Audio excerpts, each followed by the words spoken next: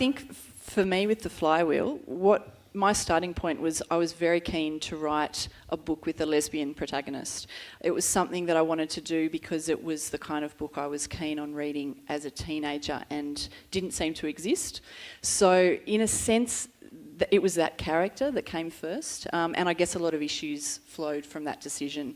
One of the other things that I was really keen on with the book was that I know this is, a weighty panel and we're talking about weight of the world, but I think this can be said of all of our books here today, is that I wanted it to be something that was fun to read, that was entertaining, and that showed that that being a young gay person doesn't have to be an absolutely insurmountable thing, It was important for me that Delilah, who's the main character, is quite comfortable with her sexuality. It doesn't mean that everybody around her is as comfortable as she is, but that was certainly a starting point for my book. With Calypso Summer, it stemmed from my frustration with elders being critical of Aboriginal youth that were into hip-hop. And other forms of subculture. So I just kind of looked at that and thought, well, popular culture is so seductive, and not just for Aboriginal kids, but all kids within Australian society. And then reflecting on the fact that, my dad was into like Chuck Berry, Little Richard, so these type of black influences, and then we had country and western, and then it became like disco and Michael Jackson, Prince, etc. So there's always been this history of international black cultural influence within Aboriginal Australia.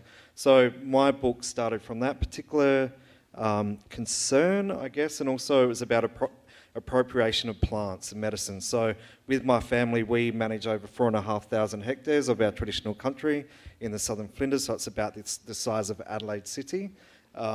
So it was those two things, like how do our kids maintain that engagement with culture, and also be able to have space within that gamut of subculture and not feel like they're not being responsible if they have interest in these other things.